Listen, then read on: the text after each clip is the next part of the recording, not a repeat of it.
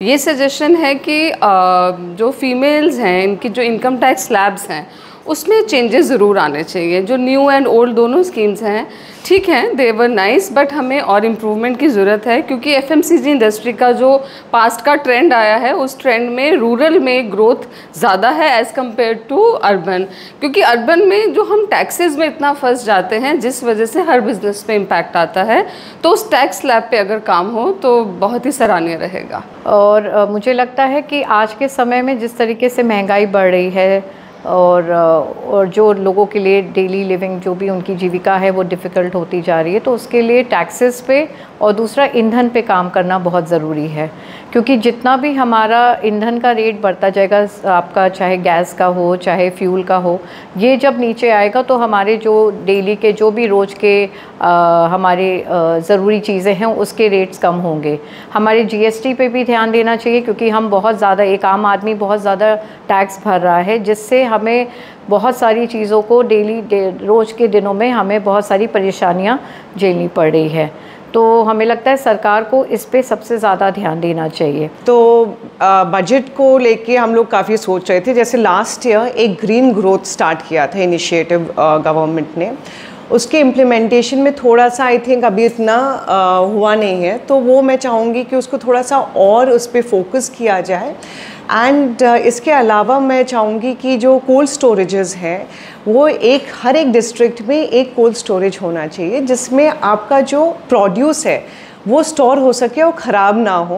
अभी क्या होता है, काफ़ी बड़े जो कॉर्पोरेट्स होते हैं वो कोल्ड स्टोरेज को ले लेते हैं और फिर वो पूरे मार्केट में वो डिमांड और सप्लाई को कंट्रोल करते हैं, तो ये फार्मर्स के ही हाथ में होना चाहिए। इसके अलावा मुझे ऐसा लगता है कि एक सप्लाई चेन के ऊपर थोड़ा सा ज़्यादा फोकस अगर हम लोग करेंगे तो फार्मर्स के लिए एक बहुत अच्छा आगे जाके हो जाएगा। सरकार से बजट को लेकर के हमारी हमेशा ही कुछ आशाएं रहती हैं, लेकिन मुझे लगता है कि कल बजट आने वाला है और आज हम इस बात को कर रहे हैं, तो अगर सरकार को हमसे जानना है तो वो थोड़ा सा पहले से इस मुहिम को चलाना चाहिए और जिससे हमारी एक्चुअल बातें सरकार तक पहुँचे। सरकार कई सारी योजनाएं और कई सारी स्कीम, सब्सिडीज़, पॉलिसीज़ देती है, चाहे वो महिलाएं हों, चाहे वो किसान हों, चाहे वो जनरल मेंबर हों, सभी का ध्यान रखकर दे रही है। लेकिन वो चीज़ कहाँ अवेलेबल है, कैसे अवेलेबल है और उसको हम तक मिलने में क्या चैलेंजेस हैं, वो भी रेगुलेट करना एक बहुत बड़ी जिम्मेदारी का काम है। तो हमें सबसे पहले तो जो मिल रहा है ऑलरेडी उसको हम कैसे अवेल कर सकते हैं ईजी तरीके से, चाहे वो फिनेंशियल हेल्प हो, चाहे वो किसी पॉलिसी को लेकर हो, चाहे वो किसी सब्सिडी को लेकर हो या हमारी एनओसीज को लेकर जो भी चैलेंजेस हों। बहुत सारे कदम हैं लेकिन महिलाओं को ये जानकारी नहीं होती है कि वो हम कहाँ से कैसे अवेल कर सकते हैं। दूसरी चीज़ ये रहेगी कि रूरल की तरफ बहुत ध्यान दिया जाता है, निम्न वर्ग की महिलाओं के उत्थान के लिए दिया जाता है, जो एक बहुत अच्छी बात है। लेकिन एक मीडियम और जो ये स्मॉल मैन्युफैक्चरिंग यूनिट्स हैं, इनके लिए भी कुछ ऐसे ठोस कदम बहुत आसान तरीके से अवेलेबल होने चाहिए जिससे जनरल मेंबर को, जनरल एमएसएमईज़ को और मैन्युफैक्चरिंग को सहायता मिल सके। हम लोग बहुत सा काम महिलाओं के लिए ग्रामीण क्षेत्रों में और शहरी क्षेत्रों में करते हैं।